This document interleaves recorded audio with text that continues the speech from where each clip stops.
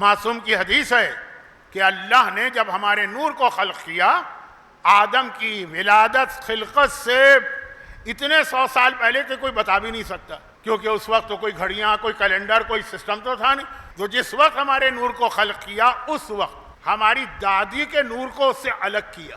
پوری حدیث نہیں پڑھ رہا ہوں، آپ علماء سے سنتے رہتے ہوں گے، جن علماء کا موضوع یہی ہے وہ یہ چیزیں آپ کو بیان کرتے ہیں۔ میں تو اس کے اوپر عقیدہ رکھتے ہوئے بھی اس کے بعد کی بات کرتا ہوں کہ جو سنی ہوئی چیز ہے بار بار آپ کی سنی ہوئی، تو اس کے آگے بات۔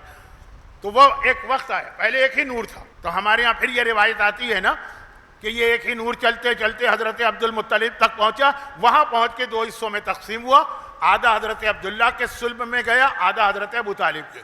مگر معصوم کہتے کہ نہیں، پہلا مرحلہ ہی جب آدم کو پیدا کر کے یہ نور آدم میں رکھنا تھا، اللہ نے اس کا ایک ٹکڑا الگ کیا جو ہماری دادی تھی، اور ان کو الگ رکھا، پھر جنت کے اس سیب میں یا اس پھل میں رکھا جو روایت آپ سنتے ہیں، لیکن مجھے معلوم ہے اس لیے میں اس میں زیادہ تفصیل میں نہیں جا رہا ہوں۔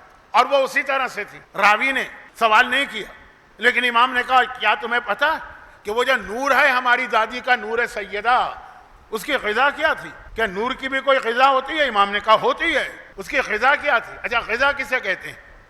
یہ یاد رکھیے گا، غذا کھانا کسے کہتے ہیں؟ کھانے کے سب سے بڑا جو کھانے کا مقصد ہوتا ہے وہ کیا؟ تحفظ۔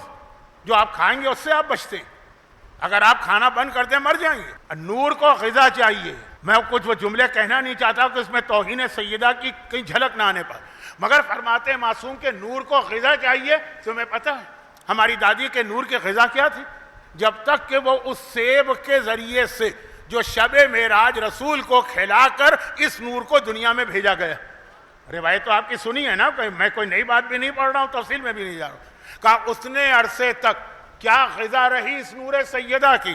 کہا 3 چیزیں تھیں، تسبیح ہو، تحلیل ہو، تکبیر۔ تسبیح کا مطلب ہے سبحان اللہ، تحلیل کا مقصد ہے لا الہ الا اللہ، تکبیر کا مقصد ہے اللہ اکبر۔ اللہ اکبر نور سیدہ کی غذا ہے، سبحان اللہ نور سیدہ کی غذا ہے، لا الہ الا اللہ نور سیدہ کی غذا ہے۔